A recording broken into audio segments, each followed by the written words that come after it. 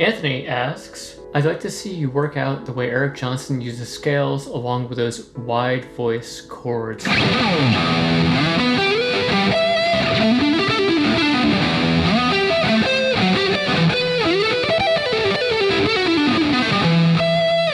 love that sound. That was the first question I asked in my first private lesson at Berkeley. How do I play chords like Eric Johnson? And it went something like this. So if you're thinking about the key of C major, your access point for that, for the wide interval thing, would likely be, here are all the chords in C major.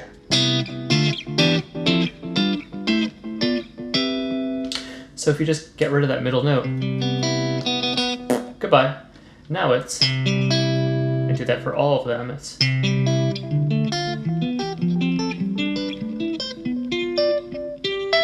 Conversely, you could compare these spread voicings to your second inversion triad, in this case, and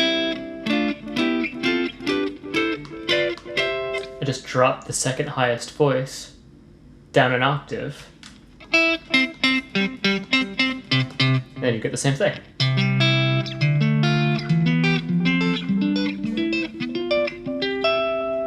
He does a lot of the hybrid picking thing with it as well. So 6 or half dozen of the other, it doesn't really matter which way you conceptualize that, as long as you can play it. So that's only one inversion. That's either way you twist it, this chord or this triad inversion, those two approaches are the same triad, second inversion triad. So you could do all the others and drop the middle voice from every other triad. So if we're talking about root position, all the chords in C major would be, and I run out of space.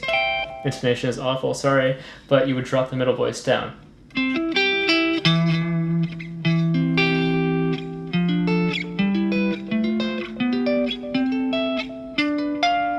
Run out of space. So that would work. And in terms of practicing it, if you run out of space, you can also just go backwards. So for instance,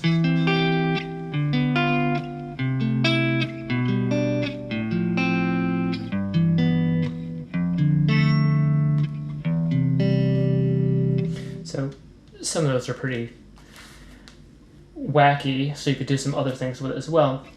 But that would be root position, drop 2, if you will. Now drop 2 is usually associated with 7th chords, but this works. First inversion is probably the hardest shape to make, but you can see that? You know, instead of 3, 5, 1, you would have 5, 3, 1 in this case. So it's spread like this. You could also play it like this, but the low E string gets kind of stubby sounding.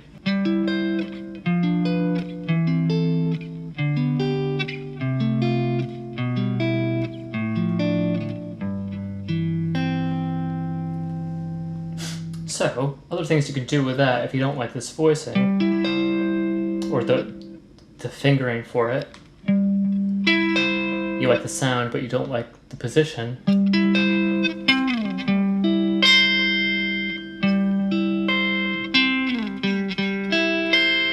those work.